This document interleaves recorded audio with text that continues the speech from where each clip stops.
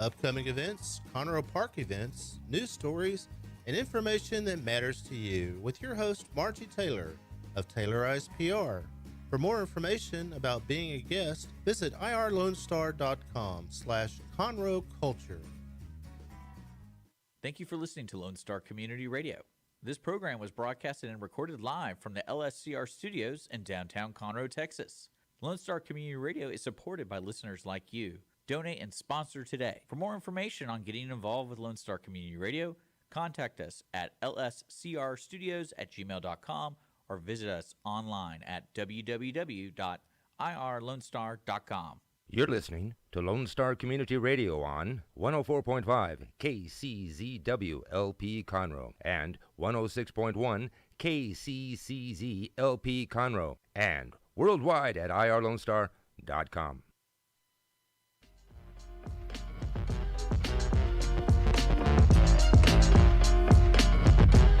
Good afternoon, everybody. It's Wednesday, the 20th of July, and it's noon, hump hour of hump day, so it must be Toast of the Town with Krisi and Mel.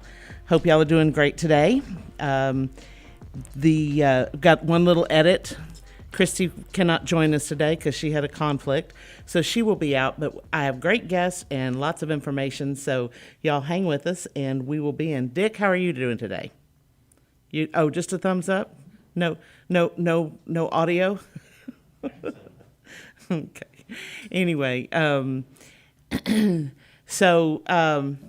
what we have today? I'm doing pretty good. There you go. Are you? Okay. Okay. What we have today is well, first of all, I think he's a very close friend. I really enjoy visiting with him. I always learn when I talk to him. And I think what we're going to do is start with some of his with his what he's done in the past, and we will talk to you. But his name is Steve Scott, and I know that you all, probably a lot of you know him in the Montgomery County area, but also he is also known widely as the Houston business coach. He leads businesses. He is when I started trying to think of what to call him, I kept thinking motivational speaker, but no, he's a speaking coach. That's what he is. And but he's also extremely motivational. And when I get through talking to him, I have the best feeling. I walk out away from Steve thinking that I can conquer the world, and I take off and I do really creative things. So I just need to make a point to call Steve every day. Start my day off. Steve, how are you doing? I'm doing great. Thank you. Good. Let's go back. You and I met as a result of a campaign that I was working on and you were working on. I think, no, maybe that I wasn't working on it, but I knew, yes, we were just connected because of campaigns. Anyway, so when you started working for a candidate, and it was a local candidate, not countywide, but it was a local candidate, he needed help, okay? Why did they call you? Because you and I do completely different things, but they're very interrelated. They're very interlocked. So why did they call you? What's interesting, when I first got called, they wanted me to do what you do, which was to be a campaign consultant. And I said, I understand what goes on there, but that's not really my thing. What I'm going to do is I'm going to support you in how you can best connect with potential voters so they can understand your story and give them a reason to vote for you. Right. Okay. So, and that just connect with the voters. Mm-hmm. That's one of the things I have the most trouble getting people to understand. They think that if they're going to run for office, that the first thing they have to do is get to know everybody else that's an office holder. Mm-hmm. And then they think they've accomplished their goal because all the office holders shake their hands and go, you're going to make a great whatever they're running for. Mm-hmm. And that's not who it is. Mm-hmm. It's all the people sitting around their breakfast tables in the morning trying to figure out their schedule. Am I going to get home in time for baseball practice? Am I going to get home in time to get Susie to dance class? Oh, can you pick up that? Can I pick up that? Those are the people that we're trying to reach. Anyway, but I think that's funny that, of course, you realize that. But that's not what people often think they have to do. Right. Anyway, okay. But before that, what is it that you do? Like I met one of your clients one time, chiropractor. I'm a chiropractor. Now you're helping somebody running for office. How can you also help with chiropractors? How can I help chiropractors? You know, I really don't like to use the word help because that already implies that something needs to be fixed. Okay. That you're defective. Okay. And so I'm not quibbling, but No, I'm there. this is why I love you, because it's the words we choose Right. that says who we are. So I'm here to support you. So when I interview people, I don't know the chiropractic business. I do now because I've actually been with this client 10 years and we have multiple locations, and it's been Yeah. a real blessing. But the thing is, seldom will whatever we want as a leader, as a person, seldom will whatever we want exceed our personal development. So what we have to do is kind of take a look at who the person is, who the leader of the company is, and sometimes I work with executives in multinational corporations. And you say, okay, here are what your assets are. We can always figure out what the deficits are. But how are we going to, work through these, work around them? How are we going to surround ourselves with people? What systems do you have, so on and so forth? It's been very interesting at times, especially on the corporate level. Had a national nonprofit who will remain nameless that everybody knows out of New York. And it turns out the Gulf Coast region is the most profitable region for this nonprofit. But I would have guessed that. I would just by how much I see it. So what happens is that the money they raised would go to research. So Baylor, St. Luke's, all the medical research facilities Sure. were getting money. They get a new CEO up there in New York. She does not like this. Plus, the Gulf Coast region raises more money than the Mid-Atlantic states and the Northeast states combined. So my client starts getting these emails. He's a vice president. Wow. Okay. So I'm having to read the emails, and we're trying to figure out how to respond, because you could tell there was a lot of jealousy, felt threatened. And what we did is, to make a long story really short, we navigated through all that, and he was successfully retained in his position and actually ultimately got promoted. But communication, we talk about it, it's an art form, it's not a science. Absolutely. Absolutely. So I work with people on their communication, but we also take a look at the future you want, because once the future is finished in your mind, then what you need to do in the present becomes absolutely clear. Okay. So if you don't have a clear vision of the future, you're kind of casting around in the present. So what we do is I get with people, and it could be on processes, it could be with them, whatever, and we co-create pathways to accelerate the process of their successful performance, not mine, theirs. And there's an old Indian proverb from India. It says, there are hundreds of paths up the mountain, all leading to the same place. So it doesn't really matter which path you take. The only person wasting time is the person running around the base of the mountain. Trying to figure out which path to take. Or telling everyone his or her path is wrong. And guess who that person usually is? It's you.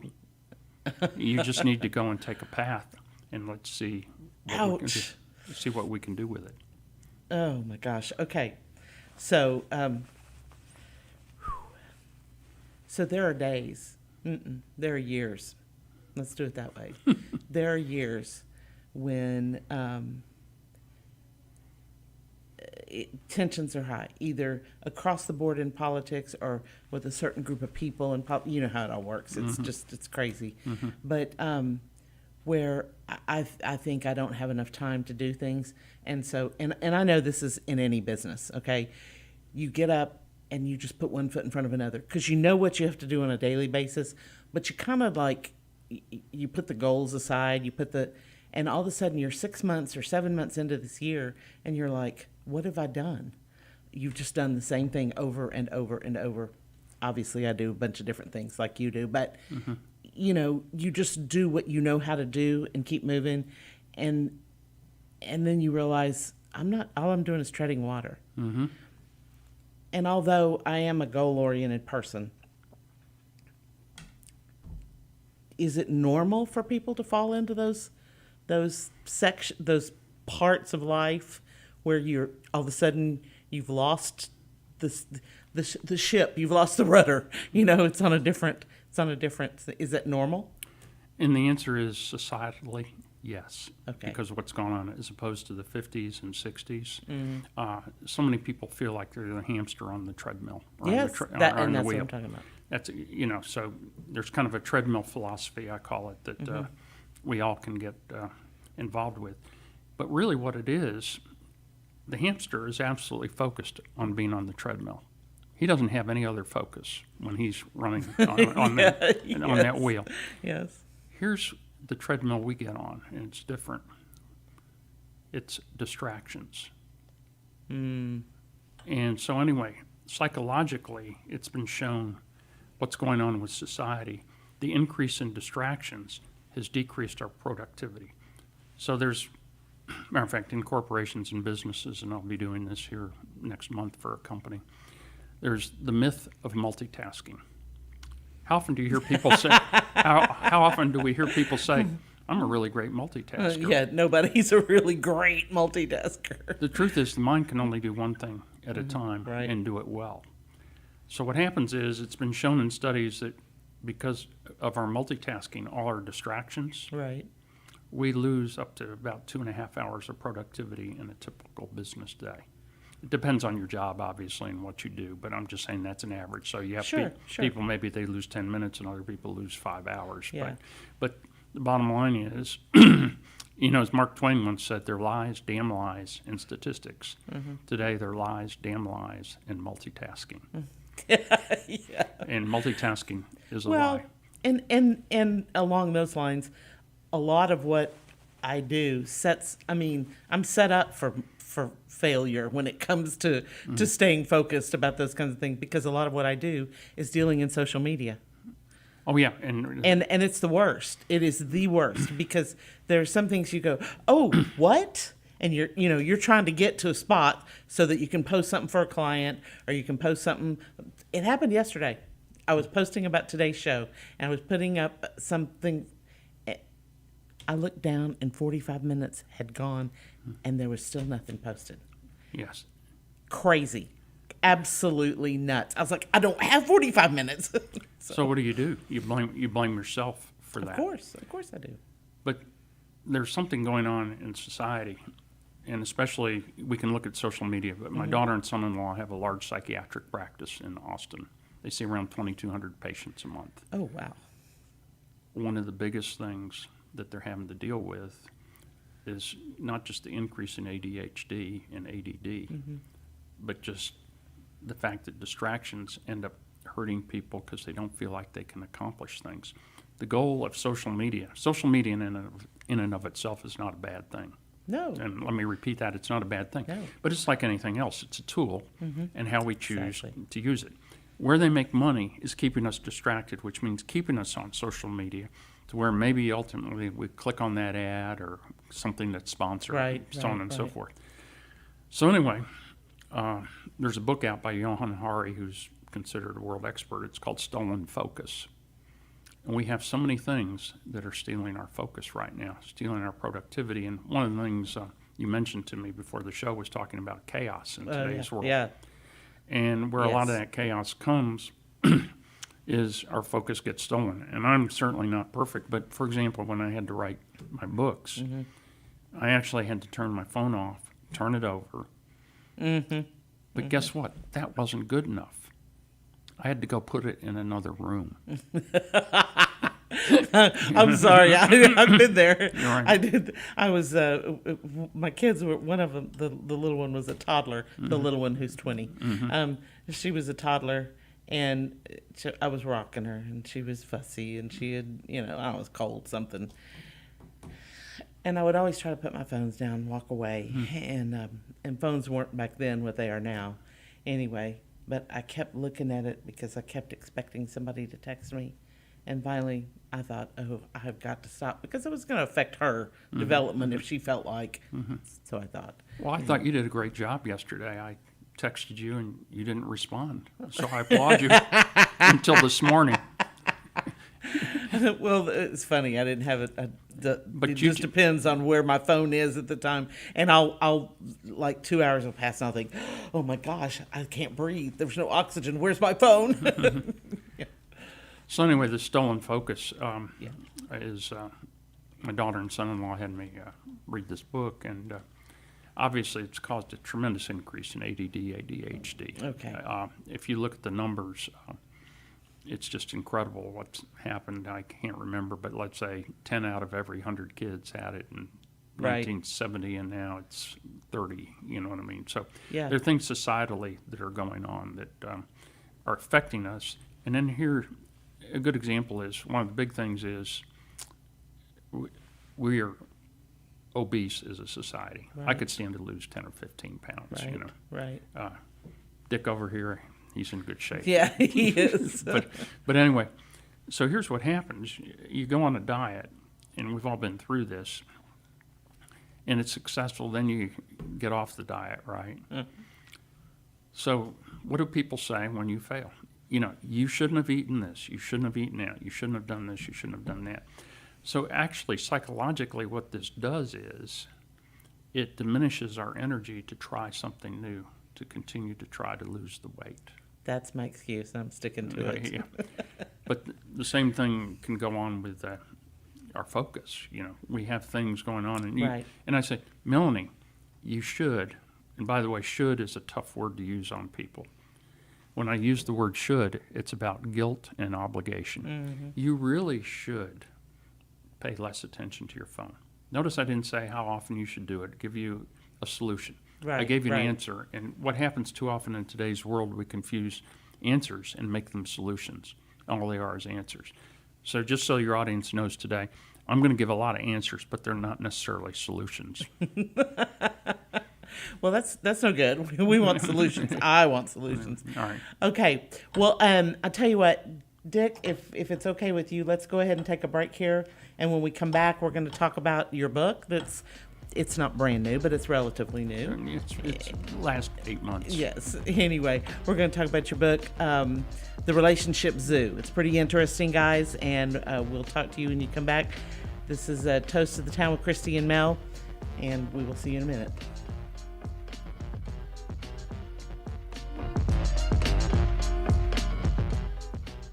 Does volunteering at a nonprofit horse sanctuary sound wonderful? Or are you a veteran or a veteran spouse and think trying a peer group session through a local Horses and Heroes equine program might be worth trying? Henry's Home Horse and Human Sanctuary, located in Grand Central Park by appointment only, is home to a growing number of rescued and donated horses. Visit our website at henryshomehorsesanctuary.org or check out our Facebook at Henry's Home Horse and Human Sanctuary for more information.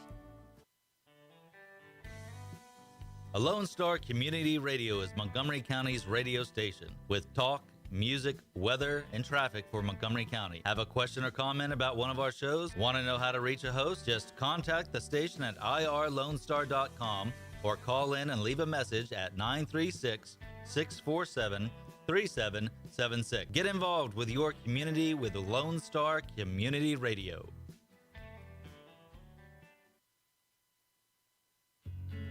Did you know there are more than 790 abused and neglected children currently in foster care in Montgomery County? Will you help make a difference? I'm Allie Stevens with Costa Child Advocates of Montgomery County. We train and support volunteers to be the voice of children in the foster care system. Kids removed from their home because of abuse and neglect, and we need volunteers just like you to advocate for these children. To learn more about becoming an advocate, please visit CostaSpeaksForKids.com. That's CostaSpeaksForKids.com.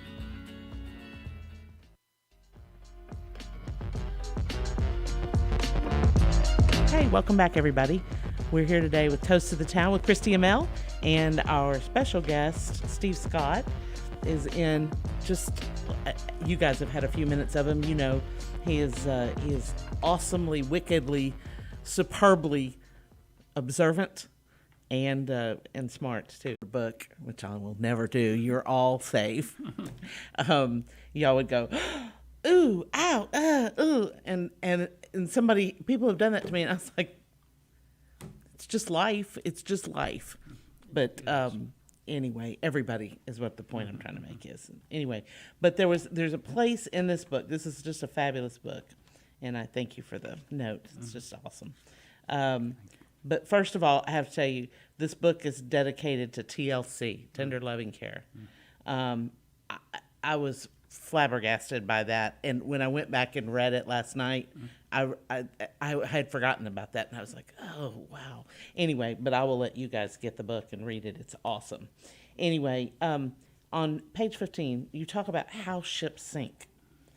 And then you talk about the fact that it never, I mean, when you're thinking about a ship sinking, you're trying to keep the outside water out, and that's what you're focused on. And it's not the water outside. It's what's inside that's making you sink. And I was like, oh, I got to work on myself. Anyway, where does all this come from? And first of all, I want to talk about that story too. But where do you get this motivation, the relationship of all these different stories that you come up with? Life, and what I've done over the years since the early 90s, if I see something that interests me, I very often will copy it to my computer, or what I'll do what I'll do is very often I'll read something and I go, that's interesting, let me just put my take on it. So some of the things in this book go back to 92, 93, where I and I mean, it's my second book. The first one, Wings to Fly, was a daily reader. It came out in 2015. But I thought, I read relationship books, and they're all, most of them are very formulaic. In other words, if you do this, this is going to work. That's not the way it works. No, it's not. I just felt they're pious, they're pompous. I wanted to give people things to think about where they could pick nuggets just like you did and say, okay, maybe this applies to me, because you read the next thing, and maybe that's not your thing. Right. But where you could open it to any page and possibly find something of value. What's been interesting since it came out in November is I have companies that are now using this in their team meetings. They pick a topic because guess what teams are? They're relationships. Yes. And so they will pick things, and every once in a while I'll get a text, and sometimes I don't know who it's from. It's like, really enjoyed, whatever. This topic, page 32 or something, Well, so talk about the ship sinking. So have it. Yeah, and essentially, it's about having coping mechanisms to be able to take the water. We're all going to accumulate water that weighs us down. We're all swimming in the same ocean, okay? We're all boating, I should say, in the same ocean. Right. But the key is to make sure that you're able to bail the water out, the negative stuff, the relationships. That's right. To where you can stay afloat. And sometimes it just doesn't happen. My goodness. I've had, and I'm sure many of the listeners have had, you've had times where the ship sinks, and it's a very challenging time. It is. But the thing is to be aware of what is the water that's coming in and what you can do about it. Well, and the other part of it is that is the ability to be able to handle the ship sinking and still handle your job, your family, and to realize that it's the ship's usually not really sinking. You think it is, but it's really not. Anyway, let me turn this down. I don't know where that came from. Anyway, all right. One of the other first of all, there are a bunch of things in here that just really spoke to me. And you just said something a while ago when you talked about the paths that go up the mountain. When you say, when I'm working with people, they'll say, what about this? So-and-so wants to do such and such for me. Should I let them? I'll say, sure. And they said, well, is that a problem? I'll say, well, no. Well, you always say it's okay. Or you give me two answers. I said, because there's no right answer and there's no wrong answer. You are not just like the guy that I worked for last year, nor is he just like the guy that I worked for the year before that. And some things work for some people that don't work for other people. And my job is to give you an analysis of what will happen if you do this, and an analysis of what will happen if you do that. And that to me is what people who can do that, people who can take that advice and make a logical decision, or a business decision, or a decision about their campaign, whether it's political or advertising, those people deserve your attention. Yeah. Because they're doing what's best for them. So I really appreciate what you said. I mean, I just kind of glossed over it a while ago, but And you touched on something else that's really interesting. In my coaching practice, I say you have to look at your business owner or executive. Every day is a political campaign. How many people are going to vote for you and your leadership? You're not going to get everybody. But the thing is, getting back to the water that we let in, if we're not getting people to vote for us, that's water that gets in and will sink us. So here's the point. 90% of what you do, 90% of what Dick does, and 90% of what I do works with people. It's the other 10% where we have to recognize that the gifts and talents we have are not going to be a fit. That doesn't mean the other person's a bad person.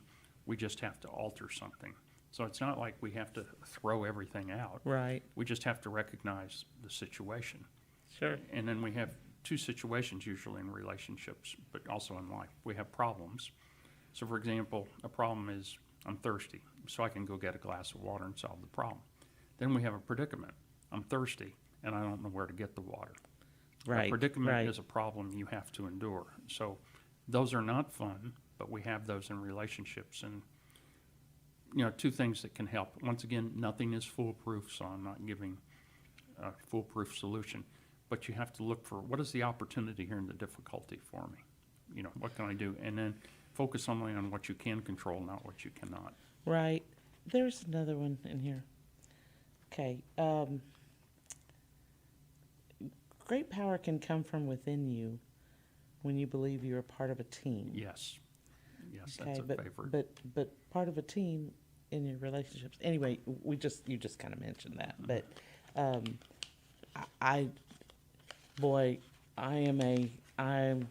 I'll take care of it. I'll get it done.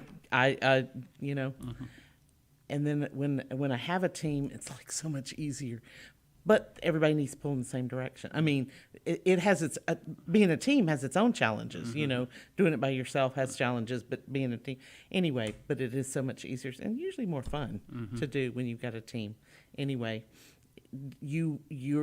what you do too when you go into these businesses is you work with teams, correct? I mean, yes. In certain businesses, I do. Some I work with the owner, some I work with the executive. It just depends, but. In the larger companies, they do team building and leadership. It could be for a group of managers and Right. things like that. right. Smaller companies, they do other things, but a lot of it's just one-on-one. That's where the real magic takes Right. place. Right. Okay, you said there was something in here that somebody had pointed out to you that you would mention. Yeah. So, have you ever hated somebody? I have. I always say I don't, but there's two people that just can't get off my radar. Right. And you don't know either one of them. No. How about that? That's good. You don't know mine either. And we've all been angry at times, Sure, and we've all felt depressed at times. sure.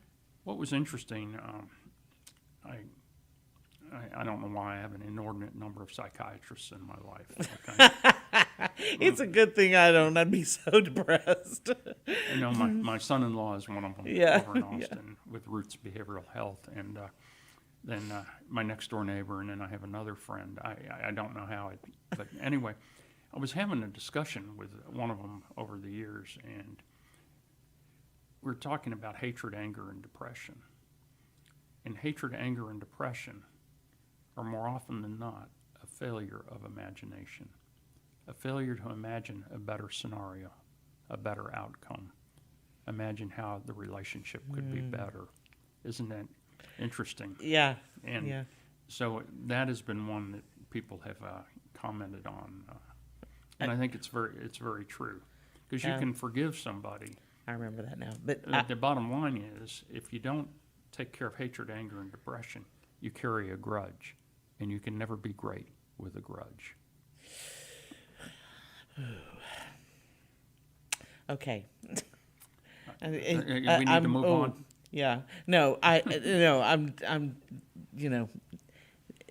you say all these things and there are things in the book and it's like, he read my diary. I don't have a diary, people. It's okay. Okay. So I have some more questions about this, but I've got some more questions about what we think about the world around us and everything that's going on. Certainly. So we're going to take another little break, and Dick, if you would, we will be back in a few moments, and this is Toast of the Town with Krisi and Mel.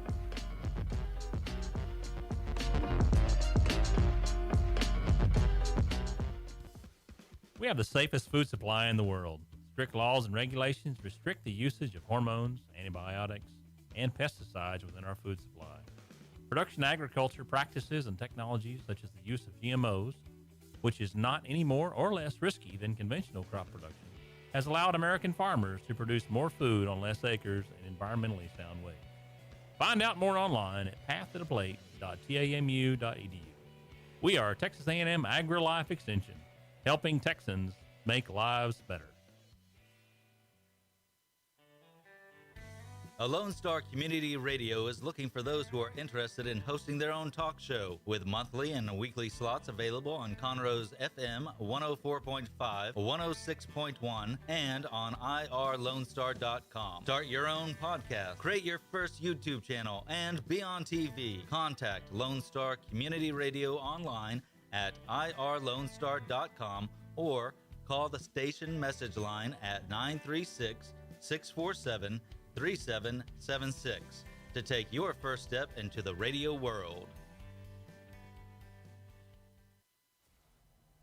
Hey, tune in to the Bridge Podcast TX Tuesdays at 11 a.m., where we are connecting commerce with community, interviewing business owners and leaders in the community, allowing the audience to peek behind the curtain of what inspires, motivates, drives these individuals to have meaningful, positive impact in this community. For more information about the show, log into irlonestar.com/TBPTX.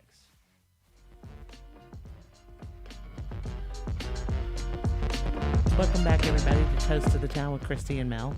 I'm here today visiting with Steve Scott, and oh my gosh, is he just an awesome barrel of information. Anyway, we have talked about his book. We talked about where his business started, sort of. I just found out a little more information. Anyway, so this book, first of all, The Relationship Zoo. And I believe it's available on Amazon, isn't it? Yes, it is. Okay. I got my own personal copy with a beautiful inscription. Mm-hmm. Anyway, it's The Relationship Zoo, Animal Stories, Human Insights, A Guide to Improved Relationships. It's not going to fix your life as far as, the boyfriend or the girlfriend or the, myriad of intimate relationships you have. What it will do is make you understand that life is about relationships, and that you really, it's hard to have a good life if you don't have good relationships. Anyway, but it's available on Amazon, The Relationship Zoo, and it's Stephen T. Scott. We just know him as Steve Scott, but anyway. So this book is so interesting, and what I found great about it is I got it from you, gosh, it was back before the primary, so it was, I don't know, February or something like that. I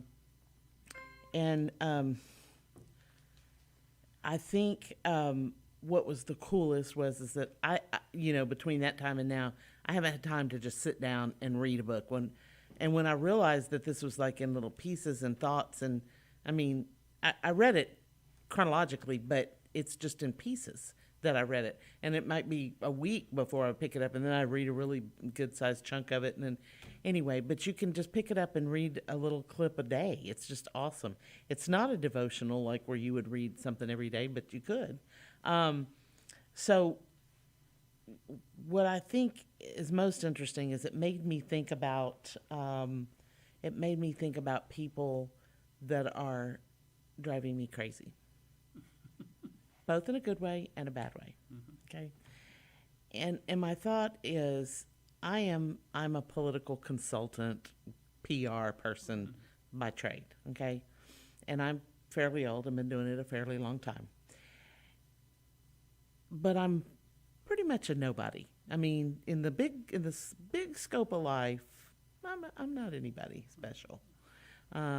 So with that in mind, why is it that some of these people who have access to resources, I mean, capital R, capital E sources, why is it they can't figure out when to shut their mouths or how to say something, or, you know, and then if that's the case, if they can't figure that out, why can't they? Where are their advisors? Where are their advisors? Because I just can't get it. So like if you look at, you know, there's some that drive me kind of nuts in a good way, because I want them to tell me what they're going to do. Okay, and DeSantis is one of those.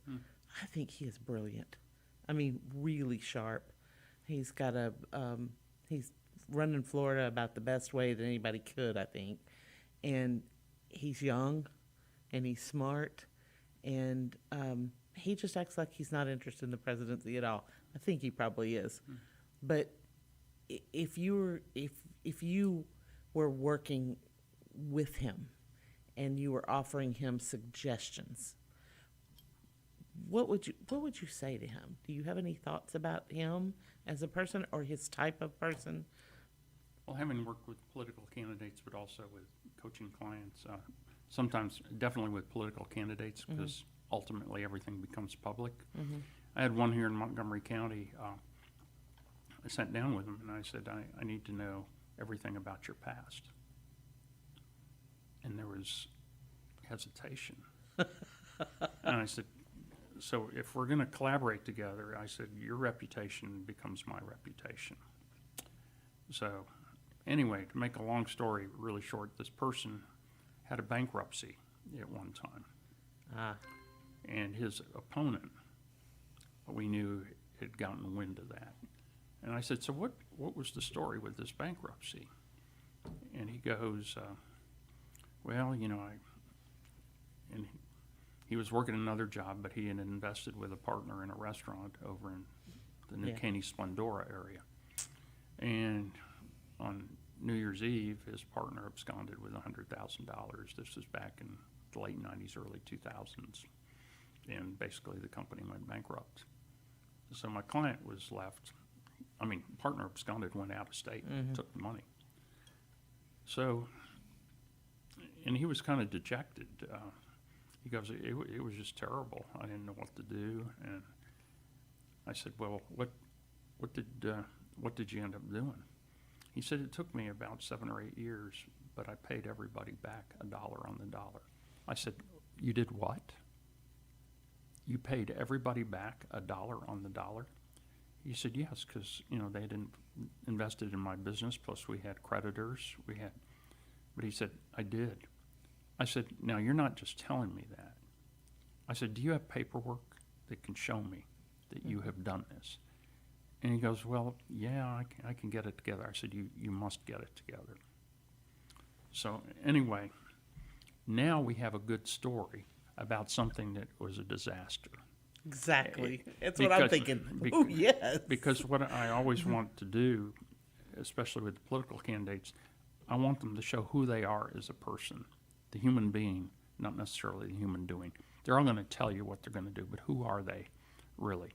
And then come up with some stories that will help out. So now, this is a couple months later, and you can appreciate this. We're at an elementary school down on 1488, and the auditorium, the cafeteria, which was also the auditorium, there were about 300 people. It was really raucous, and we're having a debate.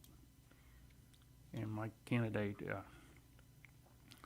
they had a moderator. They're going back and forth, and then the last 10 minutes, they could ask each other questions or make statements. Oh, yeah. So anyway,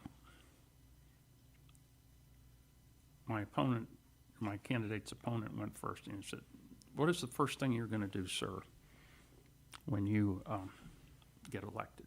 He said, I'm going to fire that guy from his position at the county. He's totally irresponsible. He had a bankruptcy, and I mean, he's going on and on. So his side is really cheering. My candidate had his story in the papers. And he goes, yes, you're right, I had a bankruptcy. But I always believe in taking care of people. I paid everybody back $1 on the dollar. And here are the papers. You can go through them, the court papers where I did that. There was silence, and then the other side just erupted. And that, in his opinion, swayed a lot of the election. That's awesome. That's awesome. So, That's awesome. So what I'm going to do is find out what is your story, because Right. we all have things that, obviously could be brought up in a political campaign. You don't see this as much in business. What happens is that kind of happens behind your back. Right. But in politics, Right. the knives come out. Oh, absolutely. Yeah, Absolutely. but in business, the knives are kind of hidden. You just don't know when they're Right. when they're going in. So, yeah, what is your story? So, in working with political candidates, what are your 3 or 4 talking points that you're going to repeat? What are the stories you have to go with them? Because if I don't feel your stories or show your authenticity, if you're not authentic, it's hard to trust you. That's exactly right. I tell them, Yeah. if you can't be genuine and convince me, there's no way you'll be genuine and convince them. So this ties into 4 things that can really help all of us in life, myself included. You talked about people who go on and on and on and on, and I'm trying to be one of those right now on this radio show. But the thing is, first thing you have to have is self-awareness. Yeah. So very often, they have an attitude. They're the type of people that walk into the room if they just keep on talking. There are 2 people that, in other words, I come in and see you and Dick, and I go, there you are. Or I can walk in and go, here I am. Right. The here I am people are the ones that Yeah. talk a lot. So self-awareness is really important. There's a cute little true story about self-awareness.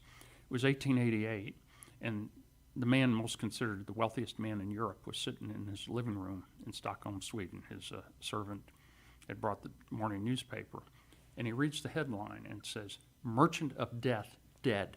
Man responsible for killing more people than all the wars in history has died. Good riddance." This is the headline in the Stockholm newspaper. Alfred Nobel, the inventor of dynamite, was reading his obituary. They had gotten it wrong. It was his brother who had died. But he realized that he had a big moment of self-awareness. From that day forward, he said, what can I do for my legacy? And right before he died in 1895, he put together all the funding, which today are the Nobel Really Prizes. Nobel Peace Prizes. Yeah, so self-awareness is very important. The second thing is you have to be vulnerable. You have to say, you know what? I'm human. I messed up. I did this wrong. It's interesting. Shared vulnerability is a great way to bond. And a lot of times in a political campaign or even in business, people don't want to share that.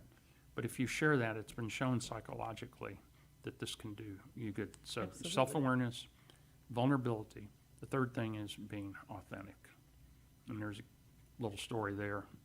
This one I don't know is true, but it serves the point. So it was the early 1800s, and Thomas Jefferson had been elected president. There was no Secret Service, but he had a posse that rode around with him on a horse. So anyway, he's in the backwoods of Virginia, and they come to the Rappahannock River, and there's a bridge that they normally would take across, but the bridge had been washed out by the floods. So anyway, there was a man there, and he had wanted to cross the where the bridge was at, but he couldn't do it. So he asked one of the riders, he said, you know, if y'all decide to swim across on your horses, could I ride across with you? And the rider he asked said, sure. He said, yeah. So they decided to swim across, so the man hops on the horse. Meanwhile, the other riders are looking at him like, you know, you're just a nuisance, you're a pain in the neck, so on and so forth. They get over to the other side. Man gets off, thanks the rider. He says, no, it was great. I'm glad I was able to do that for you. Another one of the riders came up and said, did you know what you just did? You just asked the President of the United States to take you across the river. You could have asked any one of us, but you asked him. How come? He said, he had a yes face, you had a no face. So what face? Oh, so wow. what face are you presenting? and is it authentic? Interesting. And then the last thing is you have self-awareness, vulnerability, authenticity.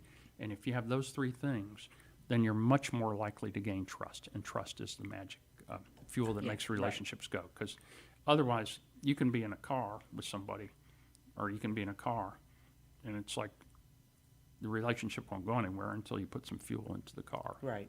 Exactly. Gosh.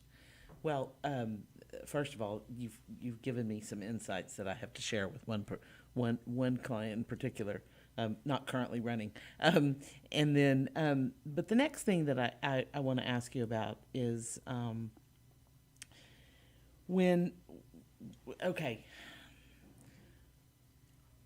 I have a tendency lately to just avoid the news. Yes. Is that healthy? Yes. Okay, good. Yep.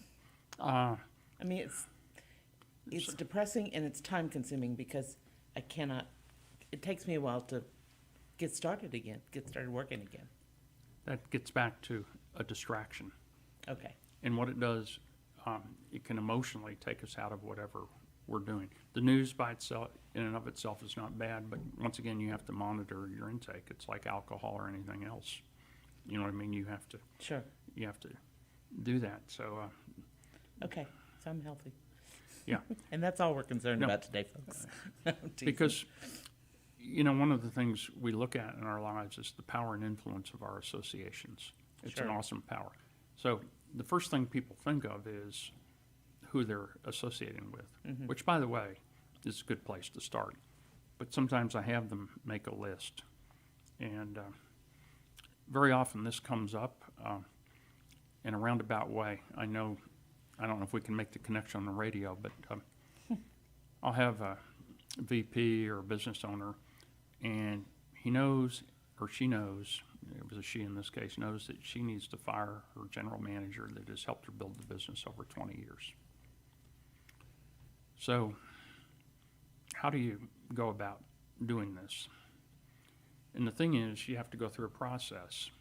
So the first thing is, I ask, who do you associate with? What are they doing for you is the next question. Next question, it gets a little uneasy. As a matter of fact, in this case, her chair went back against the wall. What are they doing to you? Mm-hmm.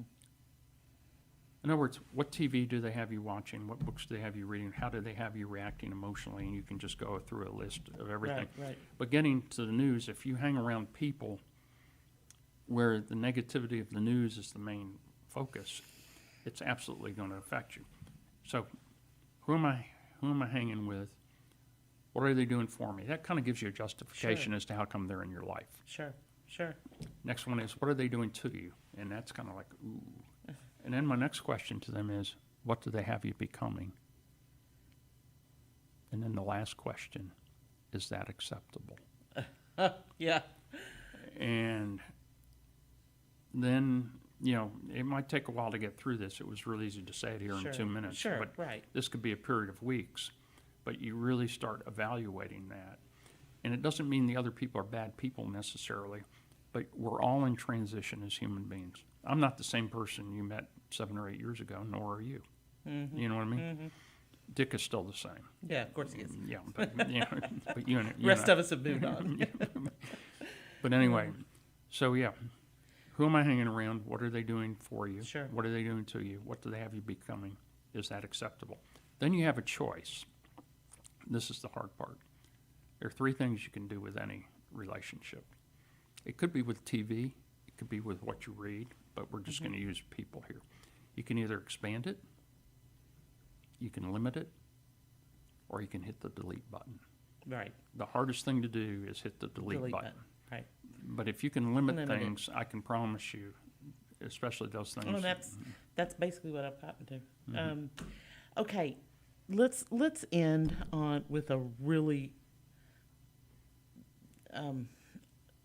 big picture here. But what do we do as individuals? Okay, it's a time of chaos. It's a time of not knowing what's going to happen. We don't know what's going to happen with the economy. We don't know what's going to happen. We still don't know what's going to happen with COVID or monkeypox or any of the other things. We've got people that are leading our country that we're worried about. I mean, genuinely, I have genuine concern. Regardless of political agreement or disagreement, I have a genuine concern about leaders, both locally and nationally. But I have to go on. Yes. And I have to, and there are people who are younger than I am who need to be convinced that it's okay to take that great idea and take a chance on it and start a business or a hobby that turns into, take a hobby into a business or run for office. You know, that if you handle a campaign appropriately, that the pain isn't as bad as it appears sometimes, you know.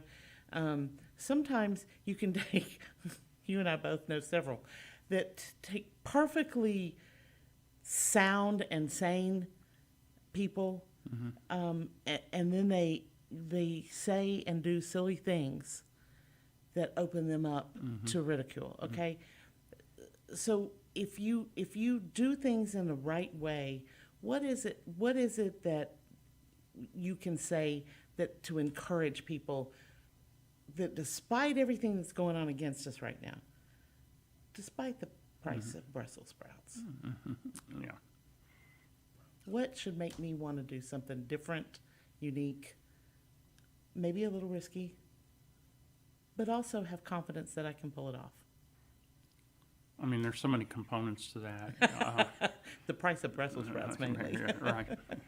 Yeah, I don't know how to deal with that. But, you know, the thing is, you want to always position yourself as best as possible, and the winds of life blow in and can change things. I understand that. It certainly happened to me. I've had great successes. I've had some great failures. But you want to be able to grow into your potential. There's nothing more frustrating than to not be able to do that.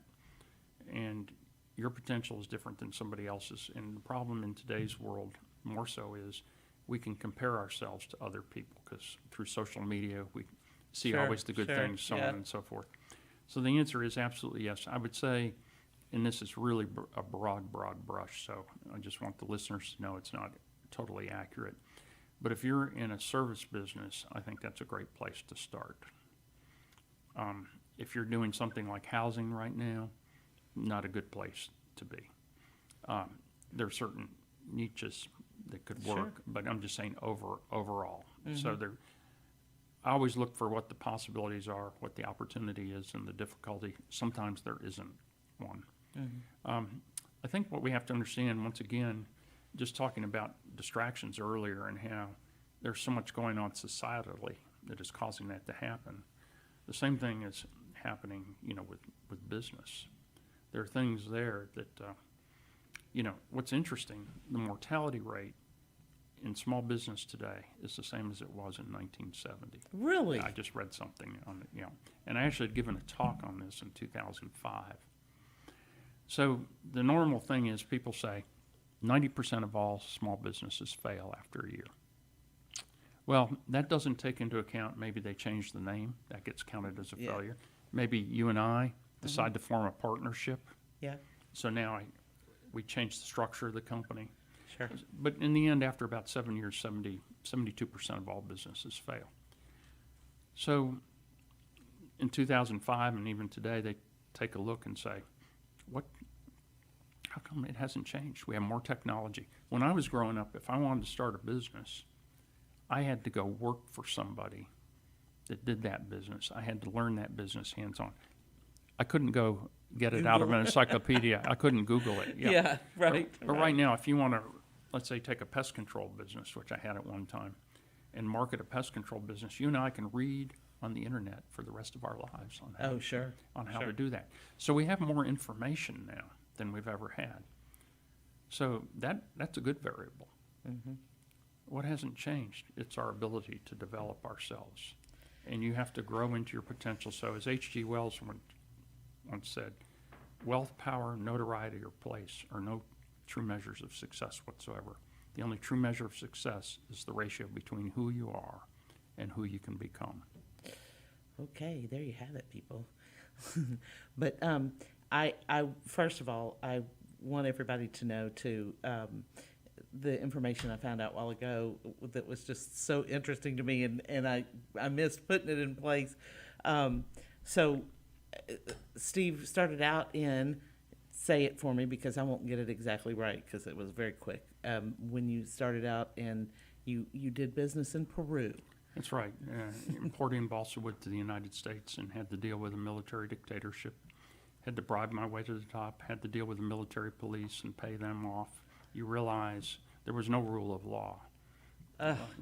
When you have a version of a submachine gun in your back, it makes you understand what freedom is. Yeah, I bet. And freedom means that you have a just justice system. Mm-hmm. It's not done on the whims of what people think is right at the time or trying to control. But 1975, yes. Wow. Yeah. Wow. And also dealt with former Nazis in Guayaquil, Ecuador, and got roughed up on the docks of Guayaquil. So this is worldly information too, in addition to everything else. Okay, Steve, thank you so much. I have so enjoyed this. And we will be back next week with Toast of the Town with Krisi and Mel. Next Wednesday at noon, y'all sign on, and also check in and check with Facebook and YouTube and irlonestar.com for copies of this interview with Steve. And I know you'll all go back and listen to it because it was really interesting. It was great. Thank you, Steve. Thank you.